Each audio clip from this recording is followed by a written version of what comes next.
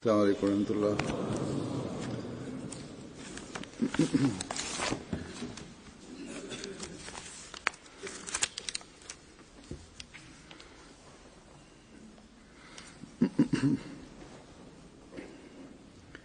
أشهد أن لا إله إلا الله وحده لا شريك له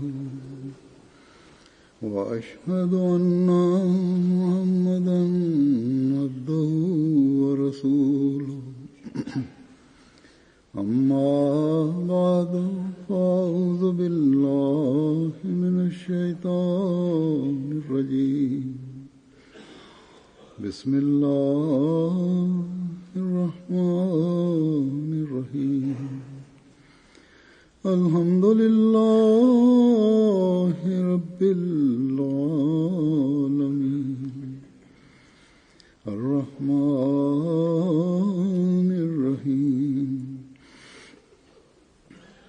مالك يوم الدين إياك نعبد وإياك نستعين اهدنا الصراط المستقيم صراط الذين أنعمت عليهم غير المغضوب عليهم ولا الضالين.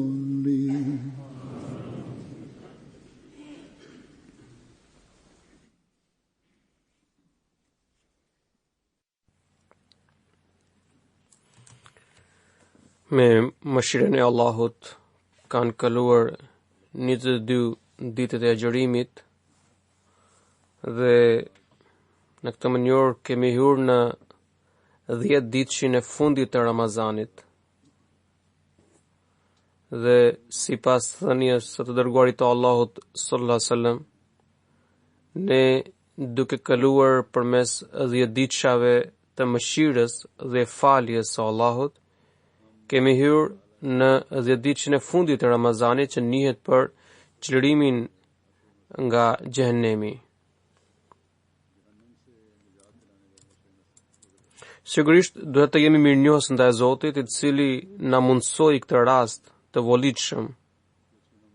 Megjithatë, një besimtar i sinqert, i cili i bindet plotësisht Zotit, që orvatet të ndjek rrugën e devotshmërisë dhe zemra e të cilit mbetet gjithnjë e mbushur me druajtje ndaj Krijuesit, një rob i tillë nuk kënaqet vetëm nga fakti se këto ditë apo 10 ditëshe që Zoti i ka mundsuar janë bërë mjetet e shpëtimit. Padyshim këto janë ditët e mëshirës, faljes dhe të shpëtimit nga xhehenemi. Por a kemi fituar vallë bekimit që ato mbartin? Porositë e Allahut dhe të dërguarit të tij sallallahu alaihi wasallam nuk janë të pakushtëzuara. Ato gjithmonë shoqërohen me kushtet përkatëse. Prandaj, për të arritur mëshirën e këtyre ditëve, na obligohet edhe përmbushja e disa kushteve. Po kështu, për të fituar faljen e Allahut dhe për të gjetur shpëtimin nga xhehenemi, nevojitet plotësimi i disa kushteve të rëndësishme. Pra, që të synojmë bekimet e tyre, duhet të kërkojmë ato mjete që shërbejnë për të arritur pëlqimin e Zotit dhe rrjedhimisht bëhen shtyus për të nxitur mirësitë e tij. Lidhur me mëshirën e Allahut, komentuesit e Kuranit kanë shpjeguar se ajo ndahet në dy lloje. Pra mëshira e Allahut ndahet në dy lloje. E para është ajo mëshirë që vjen prej Zotit si mirësi dhe favor, ndërkohë njeriu nuk po bën asnjë përpjekje apo orvatje për të arritur atë. Argument për këtë është ajeti kuranor, Allahu thot: wa rahmati wasi'at kulla shay. Domethën mëshira ime kaplon çdo gjë. Surja 7 ajeti 157. Të gjithë njerëzit pa dallim përfitojnë nga kjo mëshirë e Allahut, pa bërë asnjë vepër të veçantë.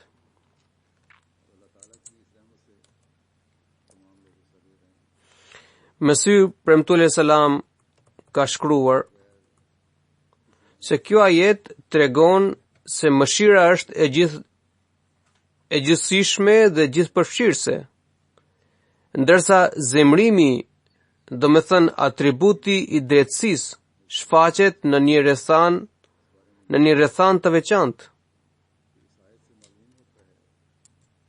Pra, ky atribut i zemrimit përftohet pas tejkëlimit të ligjit hyjnor dhe shfaqja e tij lyp që fillimisht të ekzistojë ligji i Zotit dhe shkelja e këtij ligji hyjnor të shkaktojë mëkat si rrëdhoje dhe atëherë shfaqet ky atribut dhe kërkon përmbushjen e qëllimit të tij. Pra, Mesihu premtuar selam shpjegon se Allahu është i gjithëmëshirshëm dhe mëshira e tij përfshin robërit e tij.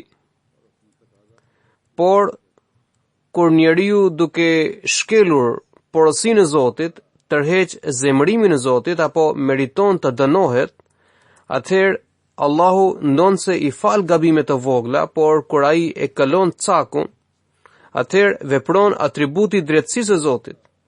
Pra, përgjithsisht është mëshira e Allahut që kaplon dhe përfshin gjithçka, por drejtësia e tij, pra drejtësia e Zotit kërkon që shkelsi i ligjit të Zotit të ndëshkohet. Megjithatë, Zoti sillet me mëshirë dhe falje, por kjo gjendje nuk u atribuohet besimtarve, sepse ata gjenden në shkallën më të lartë.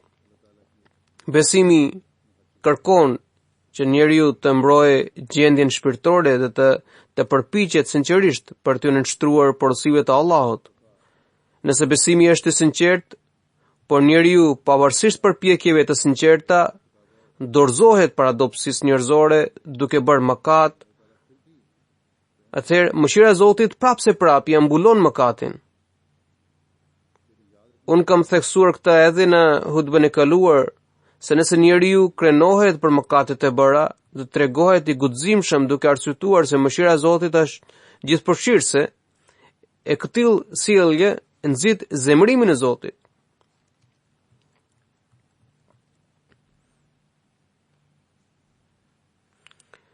Mesihu premtuar selam, duke shtjelluar këtë temë se si mëshira e Zotit mbulon edhe zemrimin e tij, pra te kalon dhe kaplon edhe zemrimin e tij, ai shkruan, Varid, do thot premtimi, nuk përbën ndonjë premtim.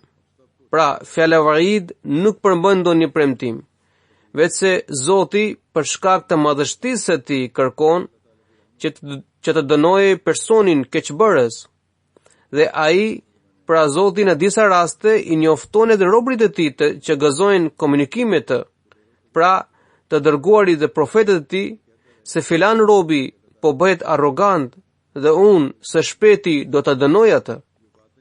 Por çfarë ndodh pastaj? Kur personi fajtor përmbush atë kërkesë duke u përshpirtur me mallëngjim të thellë dhe me pendesë dhe falje, atëherë kërkesa dhe përligjshmëria e mëshirës së Allahut e kalon kërkesën e zemrimit. Nganjëherë bëhet edhe shpaljet e dënimi, dekretohet ndëshkimi dhe lëshohet vendimi, por nëse njeriu për të cilin është marrë vendimi, pra vendimi i ndëshkimit, është duke u penduar, duke u lutur për falje, atëherë ai edhe në këtë gjendje mund të shpëtojë dënimit. Pra, Mesihu premtuar selam thot se mëshira e Allahut mbizotron zemrimin e tij dhe kaplon, mbështjell dhe mbulon fajin e robit. Ky është kuptimi i ajetit: Adhabi usibu bihi man ashau. Pra, adhabi asibu bihi man asha wa rahmati wasiat kull shay. Domethën Allahu thot se mëshira ime ka pushtuar zemrimin tim. Prandaj Allahu i fal edhe ata keqbërës që kanë tepruar në gabime. Kur ata i pendohen sinqerisht dhe i kërkojnë falje. Pra, sipas fjalëve të Mesihut të premtuar selam, edhe ata persona mëkatar për të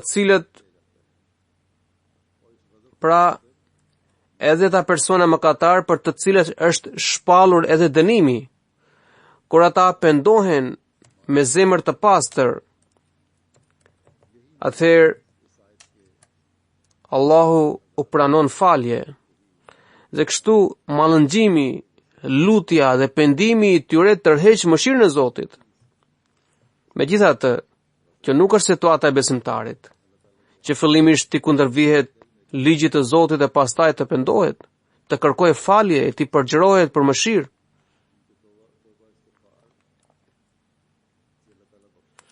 Për besimtarin është situata e dytë, sepse mëshira e dytë është e kushtëzuar me veprat që u premtohen atyre. Pra, kjo mëshirë u premtohet atyre të cilët bëjnë vepra fisnike dhe sillen duke pasur druajtje ndaj Zotit. Siç Allahu ka thënë, inna rahmatullahi qaribun minal muhsinin. Domethënë, me të vërtetë mëshira ime është më afër mirëbërësve.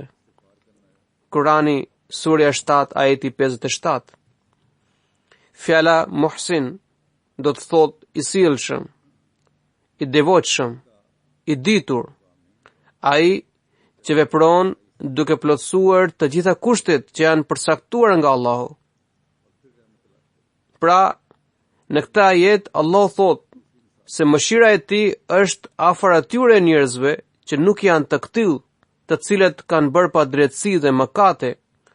Përkundrazi janë ata që gjithmonë i drejtohen Allahut, e zemrat e tyre rrëqethen nga frika e ndëshkimit të mëkateve të tyre. Ata nuk janë të atill që kanë kryer mëkate me dashje, por edhe nëse kanë bërë ndonjë gjuna në mënyrë të pavetdijshme, ata i drejtohen përulësisht Zotit dhe si rezultat i zbret mëshira e Allahut dhe u pranohen lutjet e tyre. Kjo është mëshira e veçantë e Allahut, që ai u pranon lutjen robërve të tij. Askush nuk mund të detyrojë Zotin për pranimin e lutjeve. Pra, mëshira e Allahut i shoqëron ata që sillen me druajtje, që veprojnë me mirësi me të tjerët dhe u përmbushin të drejtat e tyre.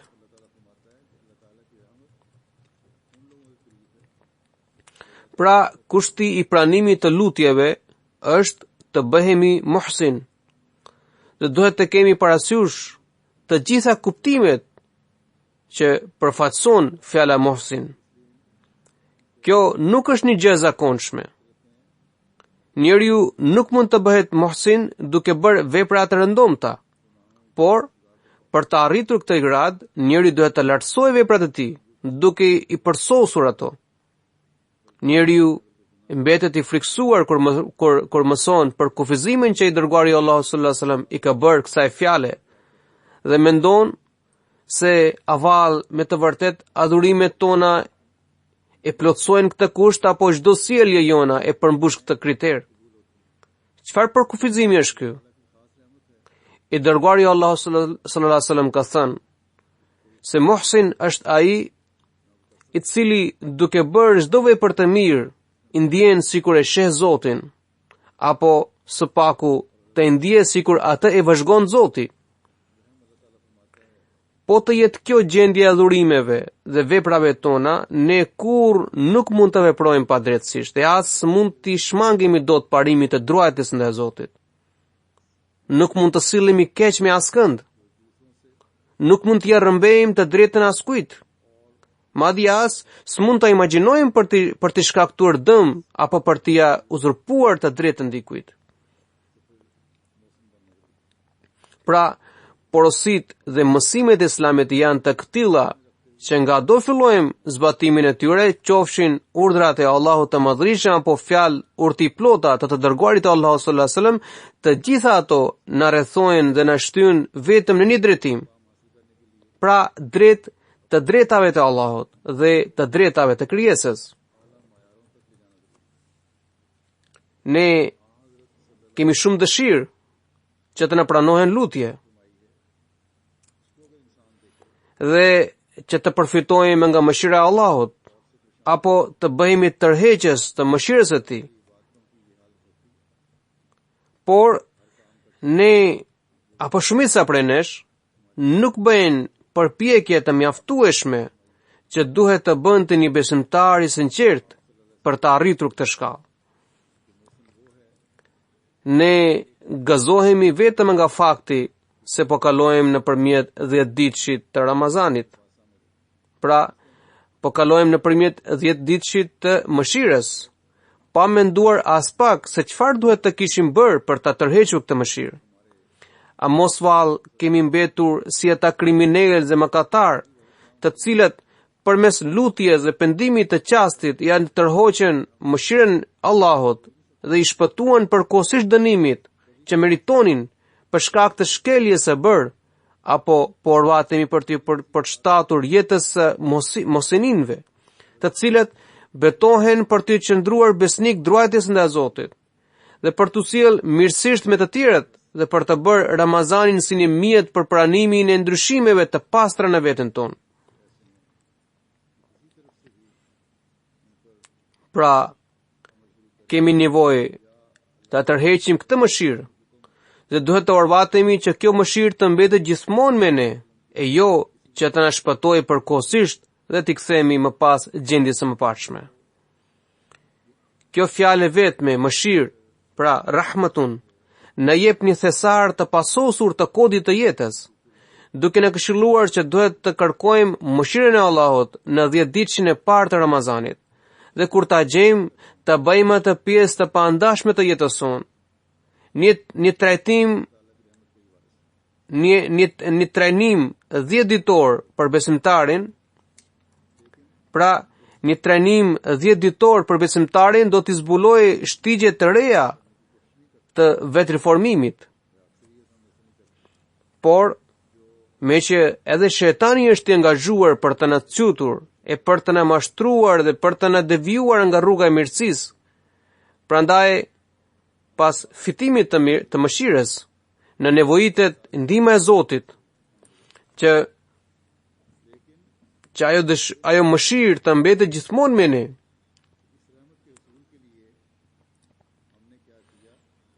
Çfarë metode duhet ndjekur për të fituar ndihmën e Zotit?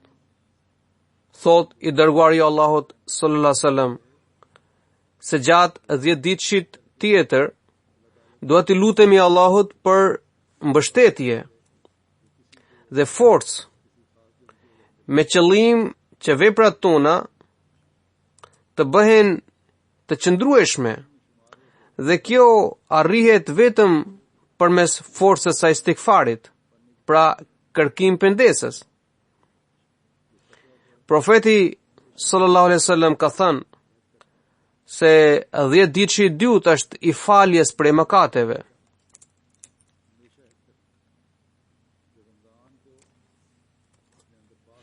Siç u diskutua më lart se Allahu e mbështjell të penduarin përmes mëshirës dhe faljes së Tij, që i lutet Zotit me ngashërim dhe mallëngjim. Por besimtari vërtet është ai që e bën këtë mëshirë dhe mbështjellje si pjesë të pandashme të jetës, gjë që shfaqet edhe në adhurimet dhe të gjitha veprimet e tij, dhe i qëndron besnik kërkimit të faljes, dhe gjithnjë është i vetëdijshëm për veprat e veta.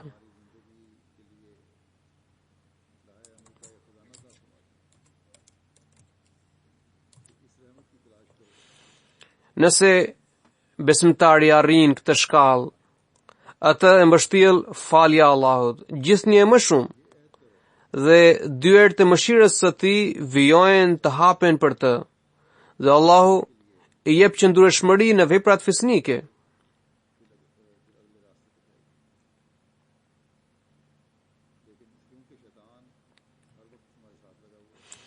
Pra, besimtari kur arrin këtë shkallë, atë mbështjerë, atë mbulon falja e Allahut gjithnjë më shumë.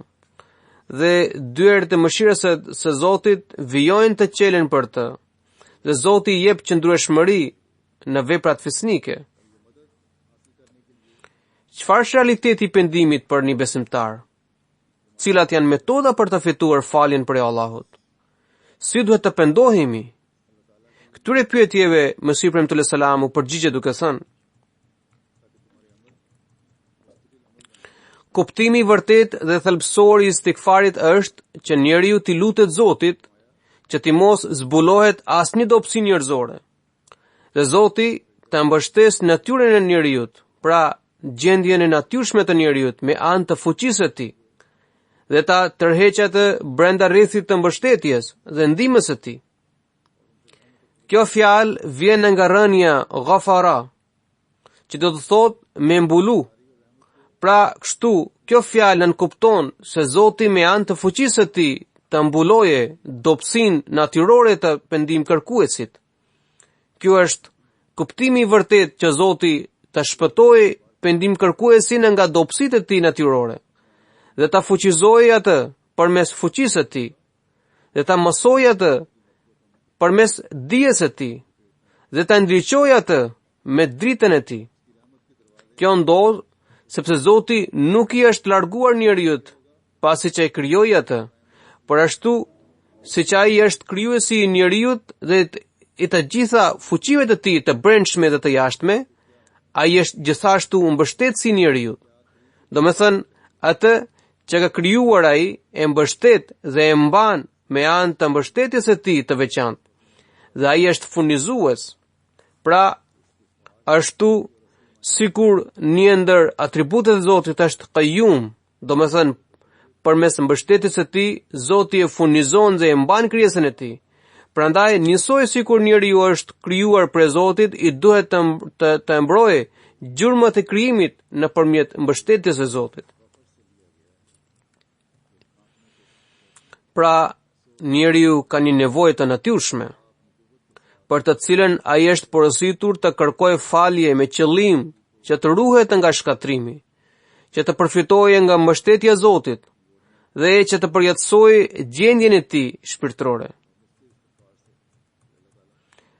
Prandaj, edhe porosia që na është dhënë lidhur me pendimin dhe kërkimin e faljes gjatë muajit të Ramazanit është pikërisht për t'i kushtuar vëmendje këtij thelbi që përmes pendimit kërkojeni falje Allahut.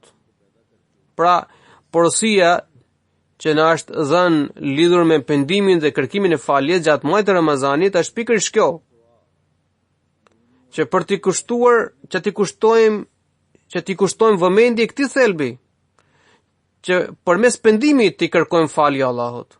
Zoti i Madhërisëm bëhet më bujar për robërit e tij gjatë ditëve të Ramazanit. Mëshira e tij shfaqet në dy mënyra. Nga mëshira e tij e përgjithshme përfitojnë të gjithë, besimtarët, jo besimtarët, ndërsa mëshira e tij e veçantë u përket vetëm muhsininëve, pra mirëbërësve.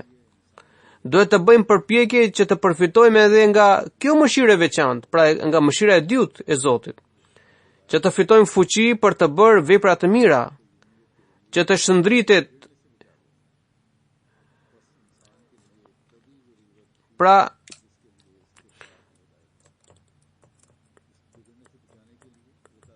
duhet të bëjmë përpjekje të sinqerta për të përfituar edhe këtë mëshirë të veçantë, që të fitojmë fuqi për të bërë vepra të mira, që të shndritet shpirti përmes dritës së Zotit, që të shndritet shpirti ynë përmes dritës së Zotit, që të forcohet me anë të forcës së Zotit, që të mos sorullatet në errësirë duke privuar nga drita hyjnore, dhe që të mos bjerë pre në kthetrat e shejtanit. Po t'i mungoj njeriut fuqia hyjnore, ai nuk mund të përballojë sulmet e rrufeshme të shejtanit.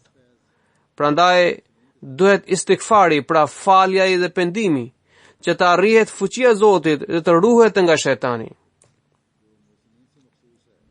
Pra, Mesihu premtues selam thekson se njeriu është i dobët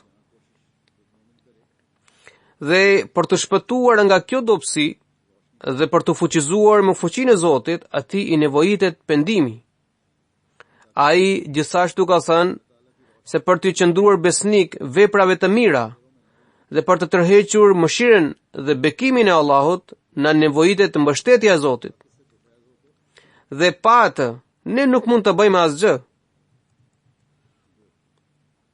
Duke e quajtur veten Qayyum, Zoti na tërheq vëmendje se për të vazhduar vepra të mira dhe për të tërhequr mëshirën dhe faljen e Allahut, na duhet mbështetja e Allahut. Vet atributi i Zotit, Qayyum, pra të qenet furnizues, mbështetës dhe i përjetshëm, na tregon se përjetësia e çdo gjëje kërkon mbështetjen e Zotit. Sepse vetëm ai është i përjetshëm. Allahu na porosit që ti mos ndahemi kësaj mbështetje të përjetshme, sepse vetëm Zoti i përjetshëm mund ta jap mbështetje të përjetshme. Ne duhet të kuptojmë se 10 ditëshi i mesëm nuk nën kupton të stërmundohemi për të kërkuar falje dhe të kënaqemi vetëm me kaq, duke kujtuar se kemi arritur qëllimin ton. I dërguari Allahut sallallahu alaihi wasallam na ka tërhequr vëmendje se ja erdhi Ramazani dhe dhe Zoti ju afrua më pranë robërve të tij.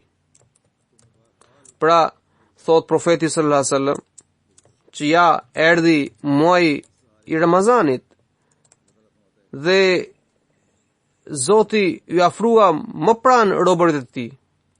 Edhe ju përkushtuat agjërimeve dhe lutjeve tuaja.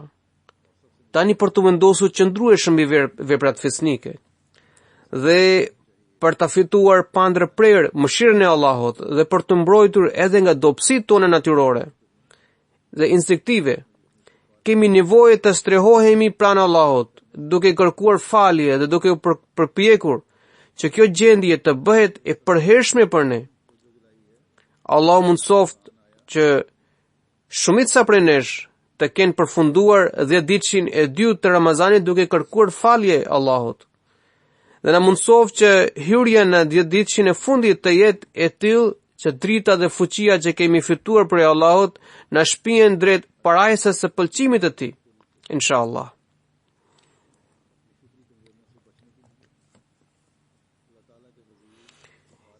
I dërguari Allahut sallallahu alaihi wasallam ka thënë se 10 ditëshi i fundit është për të shpëtuar nga xhenemi. Kur robi mbështillet dhe mbulohet në mëshirën e Allahut.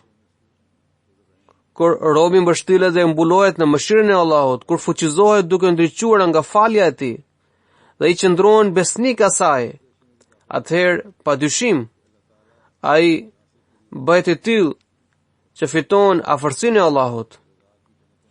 Sigurisht, Allahu nuk e lë askënd pa i shpërblyer për mundimin e bërë. Kur njeriu bën vepra të mira, Zoti nuk i thot vetëm se ti tashmë ke shpëtuar nga xhenemi, por duke quajtur këtë 10 ditëshin e shpëtimit prej xhenemit. Allah deklaron se duke u kënaqur nga të tillë mirëbërës, Allah deklaron se duke u kënaqur nga të tillë mirëbërës, ai u jep lajmin e gëzuar të xhenetit.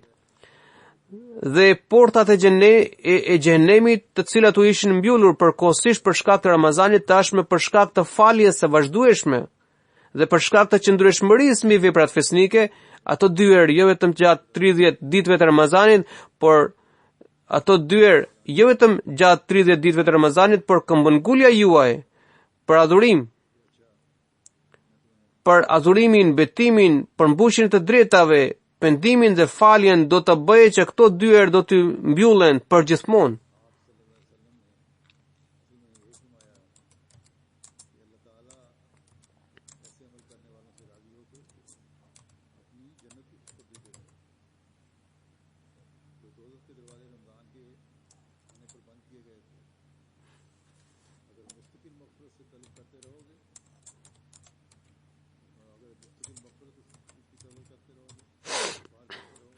Huzuri thot që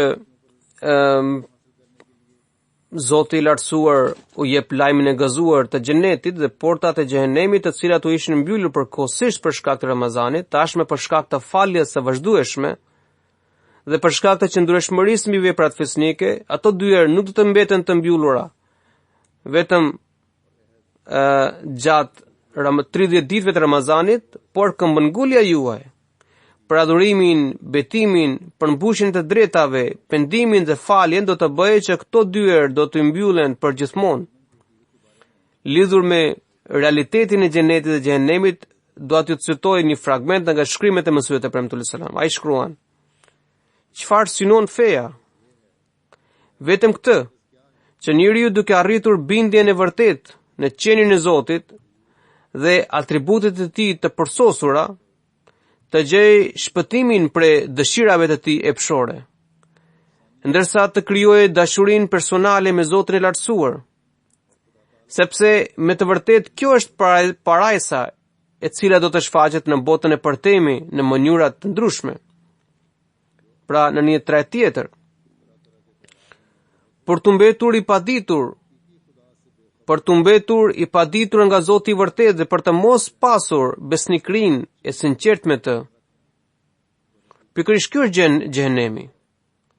Pra, dikush të mbetet i paditur dhe i panjohur nga Zoti, nga qenia e Zotit, dhe të mos ketë besnikëri të sinqertë ndaj tij, thot Mesihu Premtull selam që pikërisht kjo gjendje është xhehenemi, i cili në jetën e përtemi do të shfaqet në trajta dhe metoda të ndryshme. Na duhet të kuptojmë këtë çështje se shpëtimi nga xhehenemi fillon mu në këtë botë dhe fitimi i xhenetit fillon po në këtë dunja. Ndërsa indikimet e tyre të gjëra do të shfaqen në një shtrirje më të gjerë, në përmasa më të mëdha, në më të plota, do të shfaqen njeriut në trajta dhe metoda të ndryshme në botën tjetër. Pra, lidhja sinqert me Zotin dhe falja prej tij ja shfaqen njeriut xhenetin po në këtë botë, ndërsa dhuntit e tij në mënyrën më të plotë do të shfaqen në botën e përtemi. Ndërsa mos kërkimi i lidhjes së sinqert me Zotin, mos dashja e faljes prej tij dhe shkelja me dashje dhe në mënyrë të vazhdueshme të porosive të Zotit, të gjitha këto shkaktojnë zemrimin e Zotit. Pastaj, duke shtjelluar më tek këtë temë nga këndvështrimi i Kuranit, Mesihu Premtull selam shkruan, ai thot: "Realitetin e xhenetit dhe xhehenemit, siç ka përshkruar Kurani famlart, nuk ka bërë asnjë libër tjetër hyjnor. Ai tregon qartësisht se përjetimet e tyre fillojnë po në këtë botë, sepse ka thënë: "Waliman khafa maqama rabbih jannatan." Domethënë, ai që i druhet paraqitjes para Zotit do të ketë 2 xhenete. Surja 55 ajeti 47. Pra, një xhenet do të fitojë në këtë botë, sepse Zoti i lartësuar e mbron atë nga veprat e liga. Ndalimi prej së keqes i siguron xhenetin, ndërsa lakmia ndaj liksive i ngjall shpirtit një lloj shqetësimi dhe përpëlitje. I ndjesi ajo që në vetvete i ngjan xhehenemit.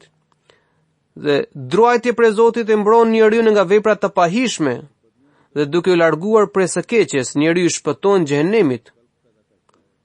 Joshja e njeriut pas veprave të këqija i atrazon shpirtin keqbërësit, dhe kjo gjendje në vetvete është një lloj xhehenemi, ndërsa njeriu që i druhet Zotit u shmanget edhe veprave të këqija dhe rrjedhimisht shpëton nga ndëshkimi dhe vuajtje.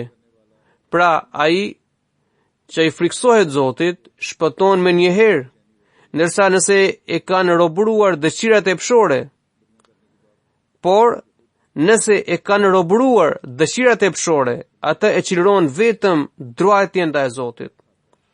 Robi i tillë përforcohet në besnikëri dhe në nështrim ndaj Zotit. Atij i jepet një kënaqësi dhe lumturi, dhe kështu i niset jeta e xhenetit po në këtë botë.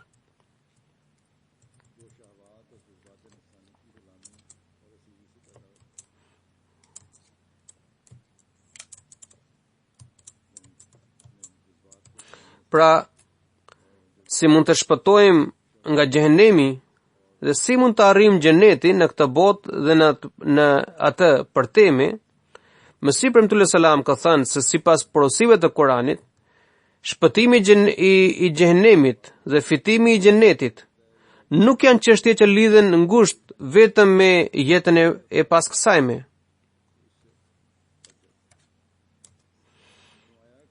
Përkundrazi, ato fillojnë po në këtë botë, pra përjetimet e xhehenemit dhe të xhenetit fillojnë po në këtë dunja, po në këtë botë. Atëherë, ruajtja prej xhehenemit mund të arrihet vetëm nëse besimtari është gjithmonë i vetëdijshëm. Sikur ka thënë i dërguari i Allahut sallallahu alaihi wasallam se mirëbërësi, pra muhsin, mirëbërësi i vërtet është ai që beson gjithmonë se Zoti e sheh. Vetë fakti se Zoti i mbikëqyrë e largon njeriu nga mëkatet dhe kështu ruhet edhe nga gjendje e trazuar shpirtërore. Për shembull, një hajdut apo kriminal tjetër gjithmonë, pra një hajdut apo kriminal gjithmonë janë të friksuar që mos kapen dhe po të zbulohet realiteti i tyre dhe të mos zbulohet realiteti i tyre. Pra, Mesihi premtues selam shpjegon këtë dhe huzuri thot që një hajdut apo kriminal gjithmonë ai është i friksuar që të mos kapet dhe të mos zbulohet realiteti i tij. Dhe kjo frikë i mbërthej në një xhehenem. Njeriu që i druhet Zotit fiton xhenetin në këtë botë, po ashtu edhe në botën tjetër. Njeriu i mbytur në ligësi dhe e mbërthyer nga dëshirat e pshore meriton xhehenemin si në këtë botë, ashtu edhe në botën tjetër. Ai shkruan se përkulja dhe nënshtrimi i plot ndaj Zotit dhe besnikëria ndaj tij janë xhenet, ndërsa largimi prej tyre është xhehenemi. Pra, një jetë që është pa besnikëri dhe pa nënshtrim dhe pa përkulje para Zotit është një jetë prej xhehenemit. Prandaj, shpëtimi prej xhehenemit mund të arrihet vetëm duke u nënshtruar porosive të Allahut dhe duke pasur frikën dhe ruajtjen ndaj tij.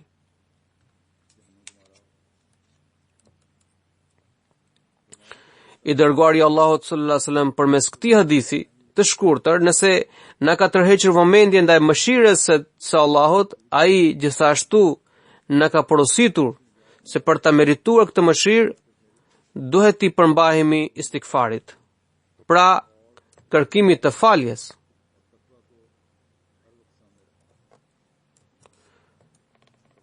Profeti sallallahu alaihi wasallam ka thënë se njeriu duke përmbushur këtë kusht arrin atë gjendje kur çdo vepër dhe fjalë e tij bëhet në përputhje me pëlqimin e Allahut. Atij i ngjallet një neveri ndaj ligësive, ndërkohë shpirti fiton një prirje dhe tërheqje për bërjen e veprave të mira. Bekimet e vijueshme të Ramazanit fillojnë të shfaqen plotësisht në jetën e tij. Kështu, ai largohet prej xhehenemit dhe duke përfituar pëlqimin e Allahut në këtë jetë dhe ahiret fiton xhenetin e Zotit. Pra, ne gjithmonë duhet të kemi parasysh këto synime dhe duhet të veprojmë sipas tyre. Për të arritur ruajtjen ndaj Allahut, për të mbrojtur besimin dhe për t'u përmbajtur takuas, pra ruajtjes ndaj Zotit, i dërguari i Allahut sallallahu alaihi wasallam na tërheq vëmendje duke na dhënë një lajm të gëzueshëm rreth natës së Kadrit në 10 ditën e fundit të Ramazanit. Abu Huraira radhiyallahu anhu transmeton se i dërguari i Allahut sallallahu alaihi wasallam ka thënë: ai që ka agjëruar duke pasur besim të sinqert dhe duke reformuar veten e tij, atij i shlyhen të gjitha mëkatet e mëparshme. Ndërsa ai që kalon natën e Kadrit duke pasur besim të sinqert dhe duke reflektuar mbi gjendjen e tij, atij i falen të gjitha gjunahet e mëparshme.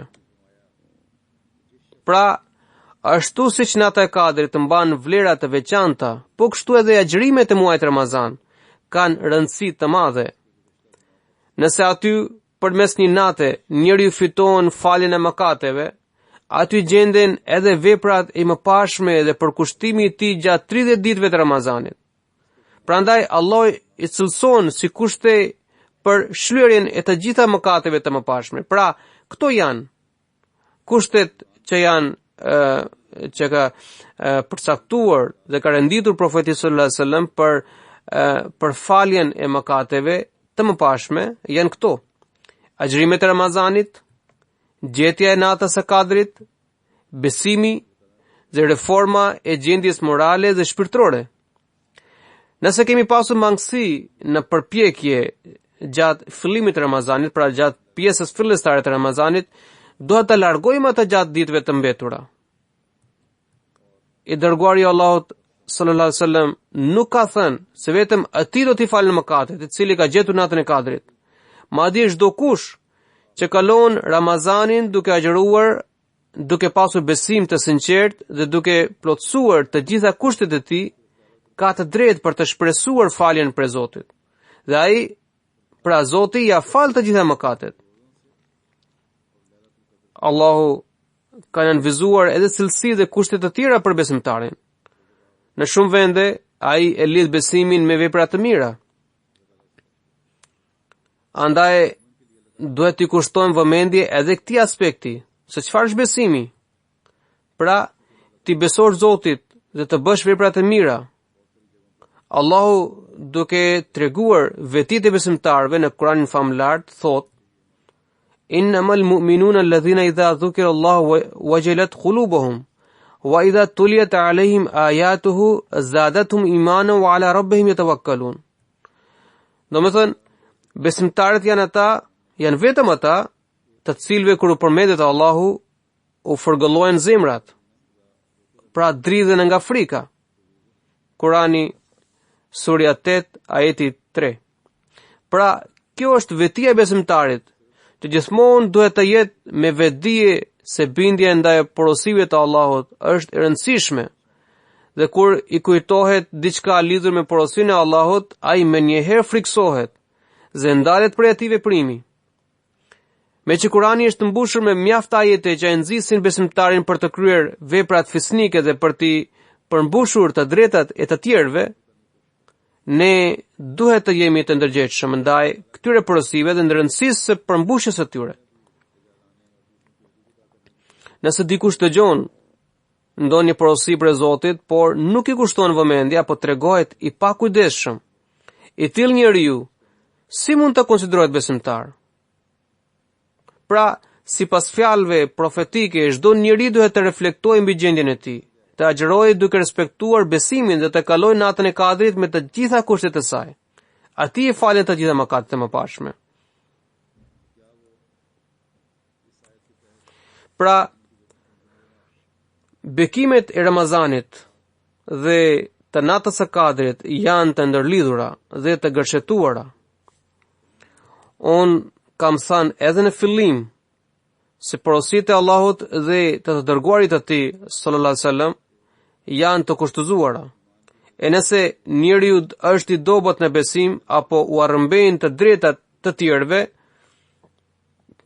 por ende më tonë se ka gjetur natën e Kadrit, ka gjetur gjendje të veçantë të lutjes së asaj nate që e shndron njeriu në kryekëput, atëherë kjo është mëshirë e madhe dhe bekimi i veçantë i Allahut ndaj tij. Dhunti kjo që kërkon që ai ti përmbahet kësaj gjendje, duke i përgjigjur të gjitha porosive të Allahut. Nëse ende nuk ka arritur këtë gjendje, atëherë kjo natë e Kadrit nuk është veç një mashtrim dhe iluzion i nefsit për të. Prandaj profeti sallallahu alaihi wasallam e ka kushtuzuar me bindje të plotë dhe me reflektim mbi gjendjet e brendshme. Pra me këtë e ka kushtuzuar profeti sallallahu alaihi wasallam natën e Kadrit. Mesihi premtues selam na ka shtjelluar gjithashtu rreth çështjes së natës së Kadrit, se ajo nuk është vetëm një natë e veçantë, por ajo ka 3 lloje.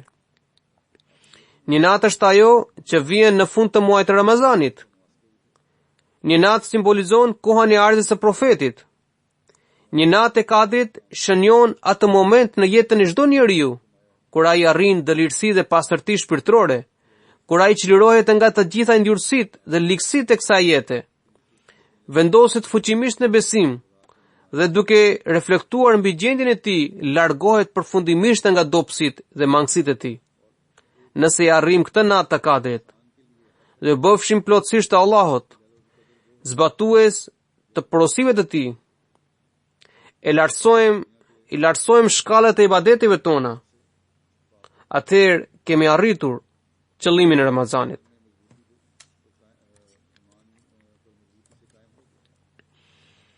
Nëse përmbushim këtë synim madhor, atëherë çdo ditë dhe çdo natë bëhet qasti i pranimit të lutjes për ne. Pra, ne që kemi lidhur beslidhje me shërbëtorin të dërguarit të Allahut sallallahu alaihi wasallam, pra me Imam Mehdiun alayhis salam, duhet të sjellim një revolucion të vërtet në gjendjet tona dhe besimin të përçojmë deri në të shkallë, deri në të pikë ku çdo fjalë dhe vepër jona bëhet në përputhje me pëlqimin e Allahut. Nëse kalojmë jetën tonë duke reflektuar mbi gjendjen tonë, atëherë këto bekime do të bëhen të pandashme dhe të përjetshme për ne. Allahu na mundsoft të arrijmë këtë natë të Kadrit, pra çastin më të veçantë të pranimit të lutjeve, për të gjetur të cilën na ka porositur vetë i dërguari Allahu sallallahu alaihi wasallam gjatë 10 ditëve në fundit të Ramazanit. Allah e bëft arritjen e atij qasti si një mjet për t'ju përkushtuar më shumë rrugës së takuas dhe mirëbërësisë. Allahu na falt të gjitha gjunahet e mëpashme dhe përmes mirësisë së tij të veçantë na ngjall forcën dhe fuqinë për të ruajtur nga mëkatet edhe në të ardhmen. Amin.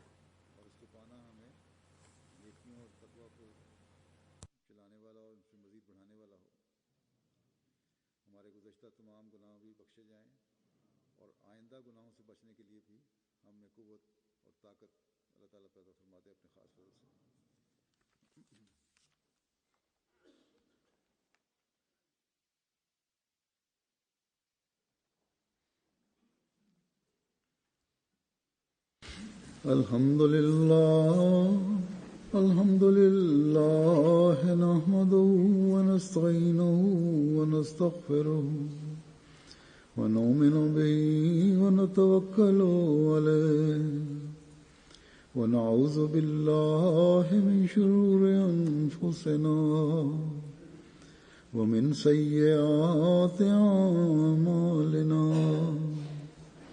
من يهده الله فلا مضل له ومن يضلل فلا هادي له ونشهد أن لا إله إلا الله ونشهد أن محمدا عبده ورسوله عباد الله رحمكم الله إن الله يأمر بالعدل والإحسان وإيتاء ذي القربى وينهى عن الفحشاء والمنكر والبغي يعظكم لعلكم تذكرون اذكروا الله يذكركم وادعوه يستجب لكم ولذكر الله أكبر